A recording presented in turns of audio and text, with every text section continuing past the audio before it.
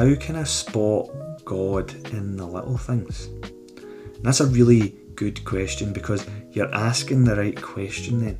You're asking where can you see God, not necessarily in big grand signs, but in the day-to-day things as well. Because God is in it all. God is in the mundane just as much as he's in the extraordinary. And so what you have to do is you have to pray. You have to spend time with God. And the more time you spend with God in private, the more you'll see him at work in the world.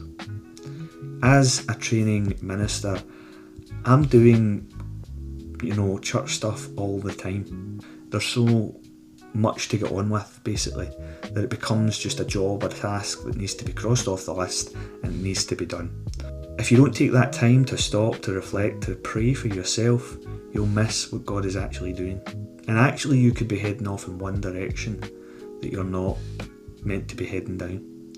Actually, you should have stopped altogether because God's telling you to go somewhere else and you could miss it. But that comes from practice, that comes from taking the time out to realise when you're getting busy, when you're getting distracted, when you're getting stressed, and taking that time to do that.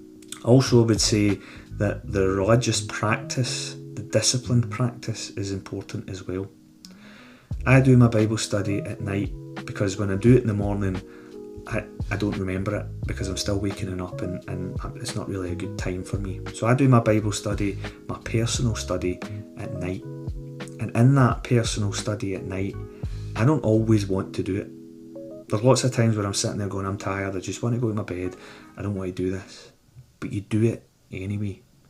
You take those times, those specific allocated blocks of time, or those patterns, so when you go to your bed, you do your Bible study before you go to sleep, for example, for me, and you do it every single day. You get into that practice of doing that even when you don't want to. Because what that does is, if we waited till we felt like doing it all the time, we would get distracted and we'd be miles away before we even were turning around to realise how far we'd moved. So distractions and things like that can creep in, but the disciplined action of coming back to it every single day is also helpful to help you find God in the little things.